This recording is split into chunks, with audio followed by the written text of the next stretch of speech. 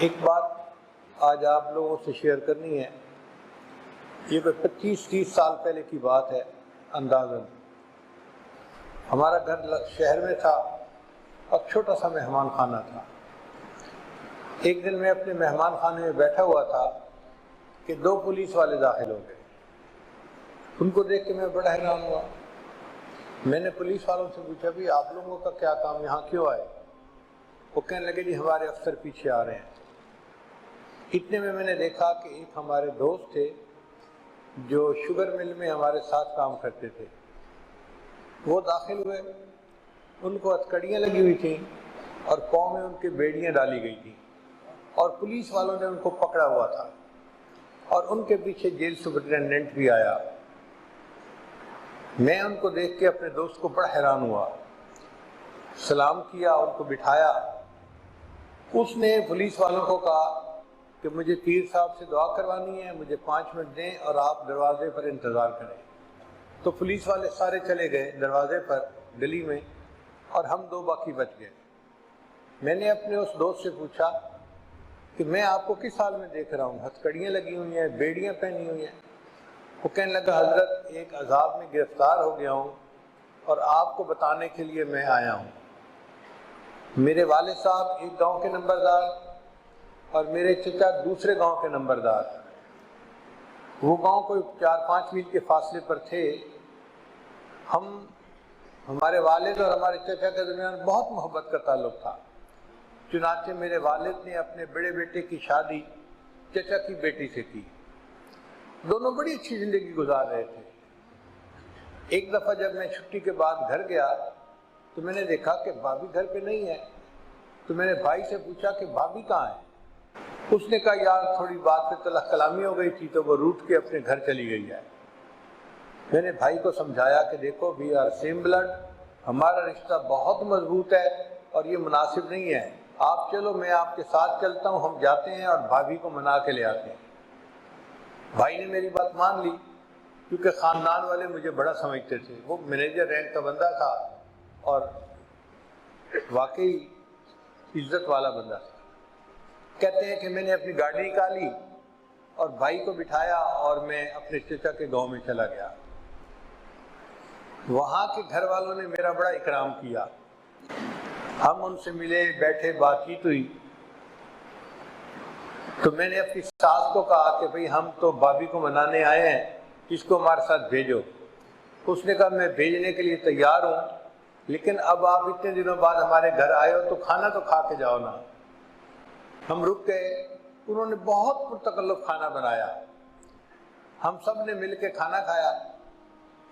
کھانے کے بعد میں نے بھائی کو کہا کہ بھئی سامان بھابھی کا گاڑی میں رکھیں، ہم چلتے ہیں. تو بھائی نے بھابھی کو کہا اپنا سامان لا کے دو. اب بھابھی جب سامان لا کے دینے لگی نا تو اس نے کوئی جلی کٹی بات بھائی کو کر دی. ایسی بات کی کہ بھائی غصے میں آ گیا اور ان کی پھر آپس میں تو میں شروع ہو گئی. اب یہ لڑکی کے بھائیوں کا گھر تھا، 3-4 بھائی ساتھ تھے. انہوں نے جب دیکھا کہ ہماری بہن کو اس کا خامن ڈانٹ رہا ہے اور غصے میں بات کر رہا ہے تو وہ بھی آ گئے. تو ہوتا کون ہے ہماری بہن کو ڈانٹنے والا؟ ہاتھا پائی شروع ہو گئی. اس کا ایک چھوٹا بھائی تھا، وہ بھاگ کے گیا کمرے میں کہ اس کو سبق میں سکھاتا ہوں، اور ایک گن اٹھا کے لے آیا. وہ لوڈڈ گن تھی. اب وہ جو گن لے کے آیا تو میرا بڑا بھائی جو تھا اس نے باقیوں کی طرف ہاتھ بڑھانے کی بجائے اس گن لانے والے بندے کو پکڑا اور گن لے کے اس کو اسی کی طرف کیا. جب اس نے اس کا رخ اسی کی طرف کیا تو ٹریگر پہ اس کی انگلی تو پہلے سے تھی، وہ ٹریگر دبا اور بندوق چل گئی. جو گن لانے والا تھا اس کی گن چلی اور وہ خود ہی وہیں پر قتل ہوا اور گر کے مر گیا. کہنے کا میں تو بڑا پریشان بھی ہو گیا ہے. تو میں نے ان کو کہا کہ جی اس کو گاڑی میں ڈالو، ہم اس کو ہاسپٹل لے کے چلتے ہیں. مگر وہ سمجھ گئے کہ سینے میں گولی لگی ہے، اب یہ بندہ چند منٹ کا مہمان ہے، یہ بچے گا نہیں. وہ آئیں مائیں شائیں کرتے رہے اور دوسرے کمرے میں جا کے پولیس کو فون کر دیا کہ جی ایک بندے نے ہمارے بیٹے کو قتل کر دیا ہے. کہتے ہیں کہ 10 منٹ گزرے تھے کہ پولیس آ گئی، اور اب انہوں نے کیس کی نوعیت بدل دی۔ انہوں نے کیس یہ بنایا کہ میں اپنی گاڑی پہ آیا تھا ان کے گھر، اور میں نے اپنی گولی سے ان کے بھائی کو قتل کیا ہے۔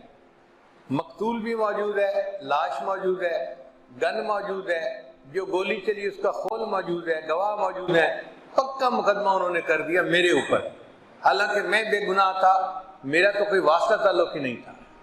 پولیس نے مجھے پکڑ لیا اور اب میں جیل میں ہوں، بہت پریشان تھا کہ میں کیا کروں، تو میرے دل میں خیال آیا کہ میں آپ سے جا کر ملوں اور دعاؤں کے لیے کہوں، ہو سکتا ہے اللہ تعالیٰ میری آزمائش کو ختم کر دے۔ افسوس تو مجھے بھی دل میں بہت ہوا کہ اتنا معزز بندہ، مینیجر رینک کا آدمی، اور آج ہتھکڑیاں لگی ہوئی ہیں، بیڑیاں پہنی ہوئی ہیں، اور وہ 302 کے مقدمے میں گرفتار ہے۔ میں نے اسے کہا کہ دیکھو بھائی، میں آپ کو ایک مشورہ دیتا ہوں کہ اب تک تو میرا آپ کا دوستی کا تعلق تھا، اب آپ بیعت کے کلمات پڑھ کے باقاعدہ سلسلے کے ساتھ منسلک ہو جائیں تاکہ آپ کا قلبی تعلق جڑ جائے۔ اس نے کہا جی پڑھا دیجئے۔ تو میں نے اسی طرح ہتھ کڑی لگے ہوئے ہاتھوں کے ساتھ اس کو بیعت کیا اور اس کو کلمات پڑھا دیے۔ پھر میں نے اسے کہا کہ دیکھو مجھے اور تو کوئی عمل سمجھ میں نہیں آتا، البتہ اتنا مجھے پتہ ہے کہ ہمارے جو مشائخ گزرے ہیں وہ اللہ کے اتنے مقبول بندے تھے کہ ان کے واسطے سے جب کوئی دعا مانگی جاتی ہے اللہ قبول فرماتے ہیں۔ میں نے اپنی زندگی میں اس کو سینکڑوں دفعہ آزمایا ہے، اور آپ کو میں مشورہ دیتا ہوں کہ یہ شجرہ ہے، اس کو آپ لے جائیں، شجرہ روز پڑھا کریں، اور اپنے بزرگوں کے واسطے سے اللہ سے دعا مانگا کریں کہ یا اللہ اگر یہ تیرے اولیاء تیرے مقبول بندے ہیں تو میں ان کا روحانی بیٹا ہوں، مصیبت میں گرفتار ہوں، تو میرے اوپر رحم فرما اور مجھے اس مصیبت میں آزادی عطا کر۔ خیر وہ چلا گیا۔ چند دن میرے اوپر اس کا بڑا صدمہ رہا، پھر میں دعوت تبلیغ کے لیے دوسرے ملکوں میں چلا گیا تو بات بھول جاتی ہے۔ کوئی 4-5 مہینے گزرے ہوں گے کہ 4-5 مہینے کے بعد پھر میں واپس آیا، اور پھر اسی طرح اپنے مہمان خانے میں بیٹھا ہوا تھا، تو مہمان خانے کا دروازہ کھلا اور ایک آدمی اتنا بڑا مٹھائی کا تھال جو ہے نا سر پہ اٹھائے اندر آ گیا۔ وہ ناواقف تھا میرا، تو میں نے پوچھا آپ کون ہیں اور کیا لائے ہیں؟ اتنے میں دوسرا بندہ بھی تھال بڑا لے کے آ گیا، کہنے لگے جی کہ صاحب پیچھے آ رہے ہیں۔ ان کے بعد ہمارے جو وہی دوست تھے جو مینیجر تھے وہ آئے، اور ململ کا کپڑا پہنا ہوا ہے، سوٹ پہنا ہوا ہے، پاؤڈر لگایا ہوا ہے، خوب چمکے ہوئے ہیں، خوش ہیں، اور آئے۔ تو میں کھڑا ہو گیا، میں نے کہا آپ؟ کہنے لگے جی میں نے کہا آپ کو تو میں نے ہتھکڑیوں میں دیکھا تھا۔ کہنے لگے حضرت صاحب معجزہ ہو گیا۔ میں نے کہا بھائی معجزہ تو انبیاء کا ہوتا ہے، اولیاء کی کرامات ہوتی ہیں۔ کہنے لگا ہاں وہی جو آپ کہہ رہے ہیں وہ ہو گئی۔ بھئی کیا ہو گئی؟ کہنے لگا کہ میرا وکیل کہتا تھا کہ FIR اتنی پکی لکھی گئی ہے کہ آپ کو پھانسی کی سزا ہو کر رہے گی۔ موقع سے پکڑا گیا، شواہد موجود، گواہ موجود، ہر چیز ہے، لہذا اب آپ کو سزا میں کوئی رکاوٹ نہیں، میں آپ کی کوئی ہیلپ نہیں کر سکتا۔ لیکن میں اپنا عمل کرتا رہا کہ شجرہ پڑھ کے اللہ سے دعائیں مانگتا رہا۔ اب اللہ کی شان دیکھیے کہ مقتول کا پوسٹ مارٹم ہوا تو ڈاکٹر نے اس میں وجہ لکھی کہ اس کی ڈیتھ کس گولی سے ہوئی ہے۔ اب وہاں اس نے گولی کی جو سائز تھا وہ ملی میٹر میں چیک کیا، اور جب رپورٹ کے اوپر لکھا تو اس کے اوپر انچ کا سائن بنا دیا۔ ملی میٹر سسٹم اور ہوتا ہے، انچ کا سسٹم اور ہوتا ہے۔ ڈاکٹروں کو ذرا کم پتہ ہوتا ہے، انجینئر کو اس کا بہت زیادہ پتہ ہوتا ہے۔